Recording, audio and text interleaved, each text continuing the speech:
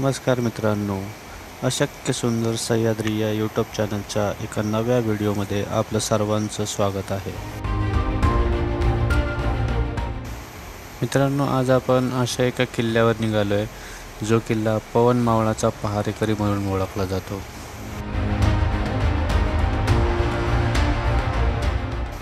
मित्रांनो, किल्ल्याचं नाव आहे कठीणगड उर्फ तुंग. मित्रांनो, कठीणगड हा नावाप्रमाणेच चढाईसाठी अत्यंत कठीण असा हा किल्ला आहे.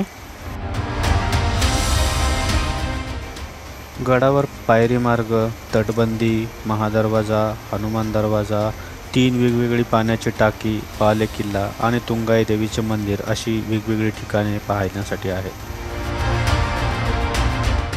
मित्रांनो, आपण समोर पाहताय तो आहे कठीण आणि अभेद्य असा कठीणगड उर्फ तुंग.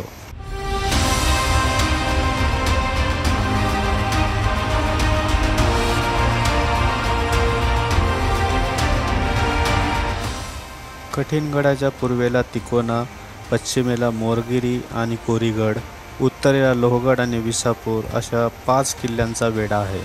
याच 5 किल्ल्याच्या आणि पवन मावळाच्या सुरक्षेसाठी व देखरेखीसाठी कठीणगडाचा उपयोग केला जात असे.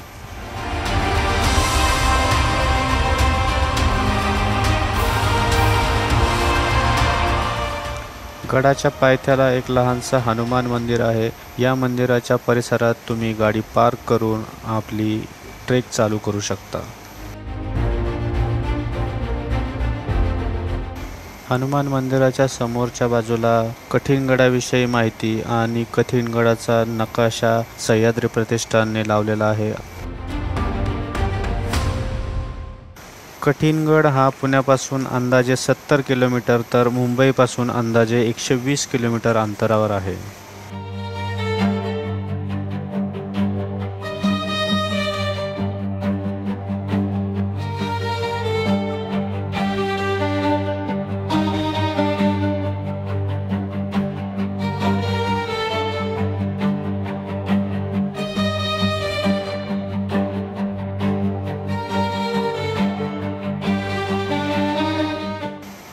मित्रांनो, ट्रेक सुरू करताच आपल्याला सर्वात आधी पाहायला मिळतात त्या वीरगळ.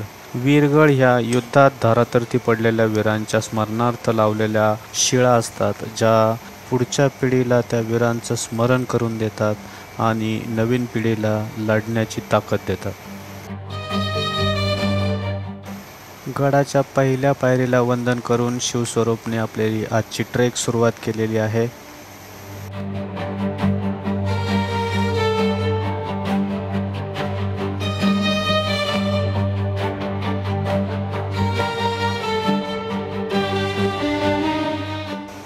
गडावरचा सुरुवातीचा सुंदर असा पायरी मार्ग संपल्यानंतर सुरू होते ती जुन्या काळातली अतिशय खडतर अशी पायवाट.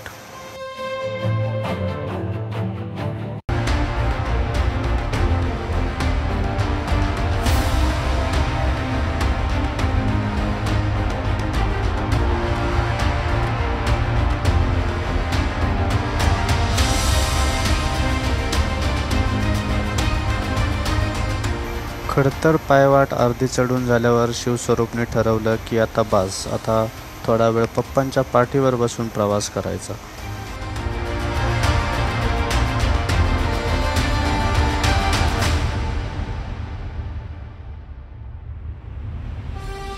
पुन्हा एकदा पायरी मार्ग दिसताच शिवस्वरूपने ठरवलं की नाही, आता पुन्हा आपण स्वतः चढाई करायला सुरुवात करायची.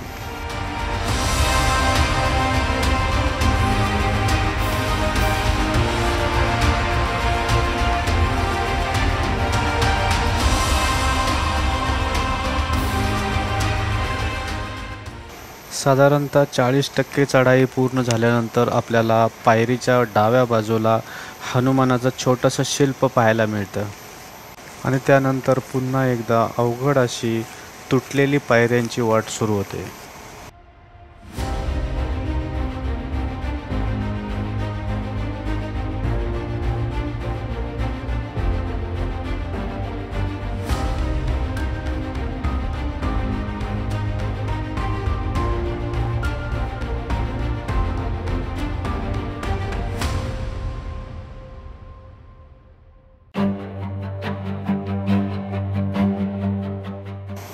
अवघड अशी तुटलेल्या पायऱ्यांची चढाई करून आल्यानंतर शिवस्वरूपला थोडी तहान लागल्यामुळे आपण एक छोटासा ब्रेक घेत आहोत आणि या ब्रेकमध्ये पाहूयात कठीण गडावरून दिसणारा पवन मावळाचा सुंदर असा नजारा।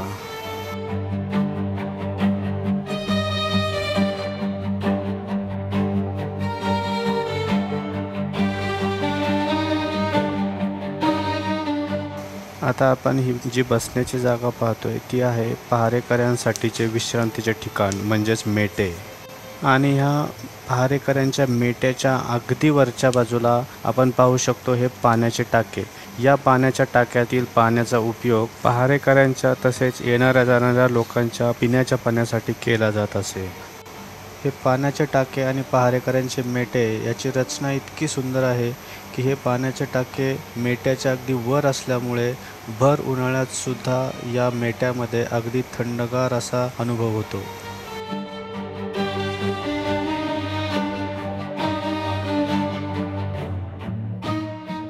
मित्रांनो, हा समोर आहे किल्ल्याचा मुख्य दरवाजा, पहिला दरवाजा म्हणजेच महादरवाजा।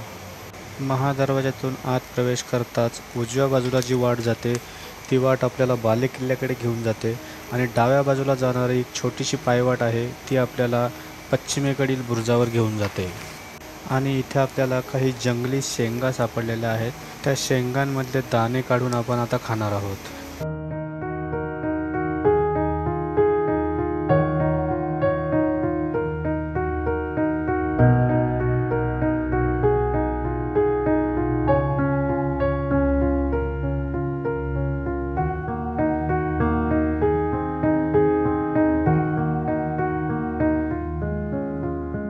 मित्रांनो, हा आहे किल्ल्याचा दुसरा दरवाजा ज्याचं नाव आहे हनुमान दरवाजा।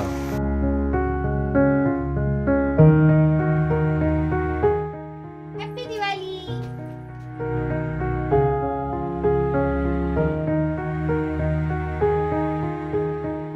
इथे आपल्याला हनुमानाचं एक छोटंसं शिल्प पाहायला मिळतं। कदाचित त्यावरूनच या दरवाजाचं नाव हनुमान दरवाजा असं ठेवण्यात आलं असावं।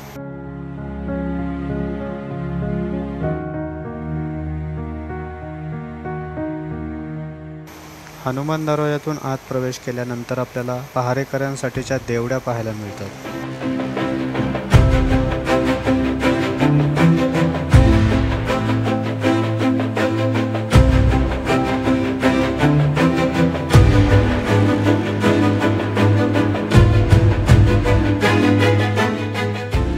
हनुमान दरवाजातून पुढे गेल्यानंतर बुरुजावरून आपल्याला पवना धरण व पवन मावळ परिसराचा खूपच सुंदर असा नजारा पाहायला मिळतो। त्याचबरोबर पूर्वेकडे उंचावर आपण कठीणगड किल्ल्याचा बालेकिल्ला सुद्धा पाहू शकतो।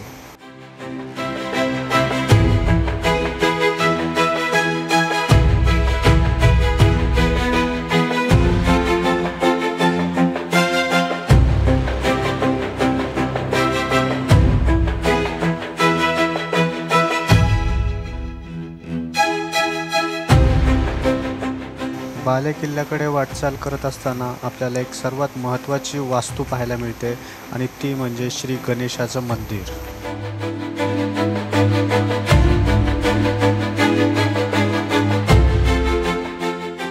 आणि हे आहे श्री गणेशाच्या मंदिराच्या मागच्या बाजूला असलेलं कातळात खोदलेलं पाण्याचं टाकं। गणपती बाप्पाचं दर्शन घेऊन आणि त्यामागील पाण्याचं टाकं पाहून आम्ही निघालो पुढच्या प्रवासाला म्हणजेच बालेकिल्ल्याकडे। बालेकिल्ल्याकडे जात असताना आपल्याला किल्ले मोरगिरी, लोहगड, विसापूर आणि पवना धरणाचा विस्तृत असा प्रदेश आपल्याला पाहायला मिळतो।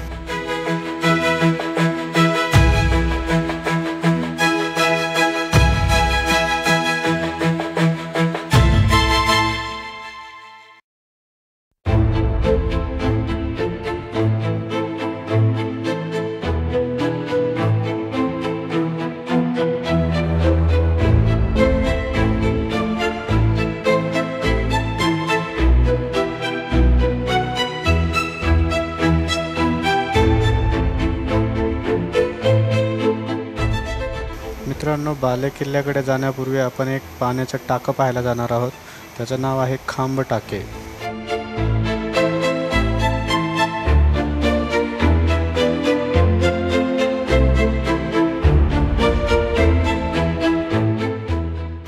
आता ही सुरू झाली आपली बालेकिल्ल्याकडची अवघड चढाई.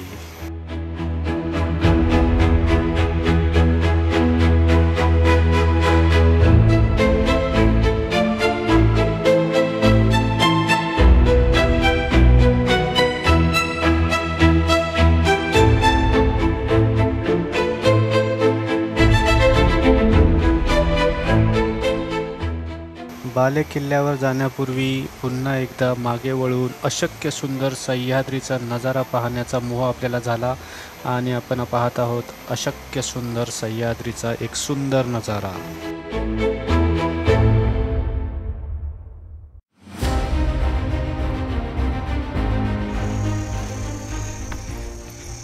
अशा पद्धतीने 2 तासाची अवघड चढाई करून आपण पोहोचलेलो आहे तुंग किल्ल्याच्या बालेकिल्ल्यावर.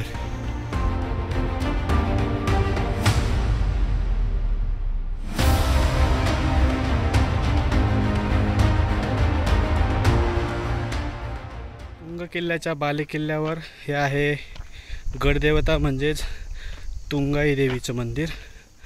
आपण पाहू शकता अगदी छोटंसं असं हे मंदिर आहे.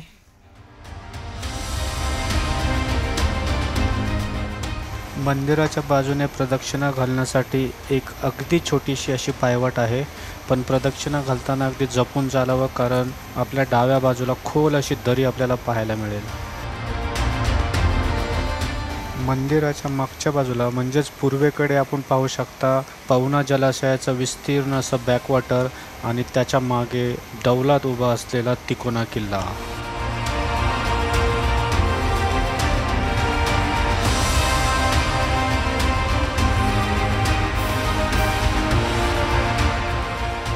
तुंग किल्ल्यावरून पूर्वेकडे तिकोना आणि उत्तरेकडे लोहगड आणि विसापूर या 2 किल्ल्याचं स्पष्ट दर्शन आपण तुंग किल्ल्याच्या बालेकिल्ल्यावरून घेऊ शकतो.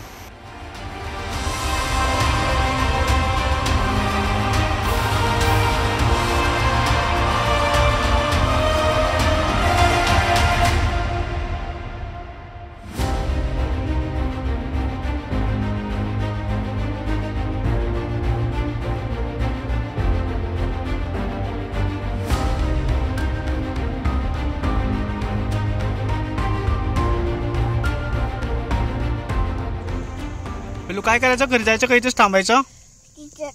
इथंच थांबायचं आणि काय करायचं? हा, घर बांधायचं का आपल्याला इथं?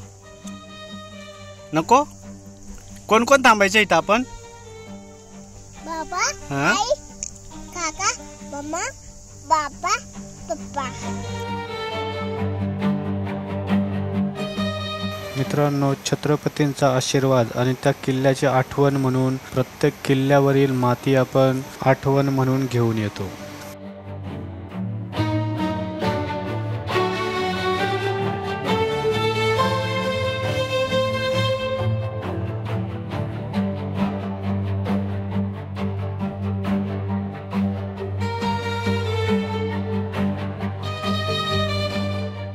तर मित्रांनो, अशा पद्धतीने आपली कठीण गडाची जी ट्रेक आहे ती पूर्ण झालेली आहे आणि आपण निघालेलो आहे परतीच्या प्रवासाला. मित्रांनो, आपल्याला हा व्हिडिओ आवडला असल्यास नक्कीच लाईक करा, आपल्या मित्रांसोबत शेअर करा आणि आपण जर आपल्या यूट्यूब चॅनलवर नवीन असाल तर अशक्य सुंदर सह्याद्री या यूट्यूब चॅनलला नक्कीच सबस्क्राईब करा. छत्रपती शिवाजी महाराज की जय.